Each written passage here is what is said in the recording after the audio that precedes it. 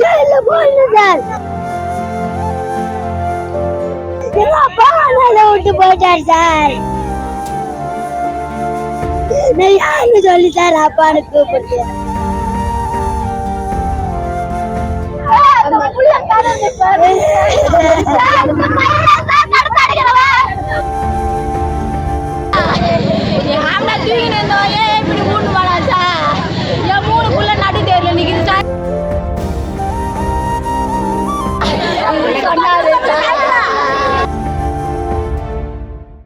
ஆனா கொள்ளிக்காரங்க வரணும் சார்.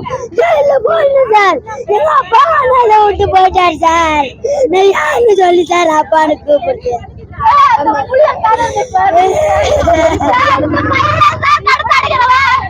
பன்னி பிடிக்கிறது சாமி. பன்னி லைன் போட்டுக்கிறேன். நான் லைன் போட்டுக்கிறேன், நீங்க வாங்க சார் சொல்லி எல்லாம் இருக்கா, நீங்க வந்து பாத்துங்க. அவனு கூட்டு போனாரு சார், காட்டு பண்ணி பிடிக்கிறதுக்கு கூட்டு போனாரு சார். அவர் வரமாட்டோம்னு சொன்னாரு. இவரு தான் மீன் கூட்டு போனாரு. இந்த சுகுமார் லேட்டர் தான் கூட்டு போனாரு. எனக்கு கரும்புல வை இருக்குது, நான் பாத்துக்கிறேன்னு சொல்லி தான் அவர் கூட்டு போனாரு சாமி. எனக்கு ஒரு இது வை சாமி, அவர் தான் கூட்டு போனாரு. பட்டுன்னு இந்த ஆம்பளை சாமி தூங்கி சாப்பிட்டு பட்டுன்னு இந்த ஆம்பளை அவர் தான் வந்து கூட்டு போனாரு. வேற எல்லாம் அவர்கிட்ட வண்டி கிடையாது, ஒரு போனு கிடையாது. இப்ப எதுவும் பதில் சொல்லல சார்.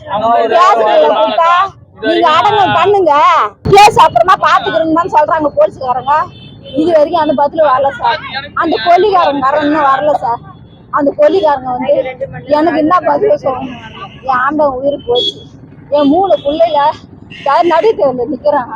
எனக்கு பதில் வேணும் சார். நாங்க வந்து அவருக்கு எப்படி அதே மாதிரி நாங்க தேடி கண்டுபிடிச்சிருவோம் அப்படின்னு சொல்றாங்க சார். அவங்க எப்ப சார் தேடி கண்டுபிடிக்குது? அது வரைக்கும் நாங்க எப்படி இங்க அடக்கலாம் பண்ணாம எப்படி சார் இருக்க முடியும்? இல்ல நாங்க எடுத்து அடக்கலாம் பண்ணிட்டு இவங்க வந்து ஒரு ஆம்பளை இல்லாத 3 பிள்ளைகளை வச்சுக்கிட்டு இவங்க போலீஸ் கேஸ் அப்படியே நடந்துட்டு இருந்தா இந்த குடும்பத்தை யார் சார் பாக்குறது? அதை நாங்க கேட்கறதுக்கு அப்ப இவ்வளவு ரூல்ஸா பேசுறீங்க நீங்க. உங்களால முடிஞ்சு நீங்க பாத்துங்க. அப்ப நாங்க என்ன பண்ண முடியும்?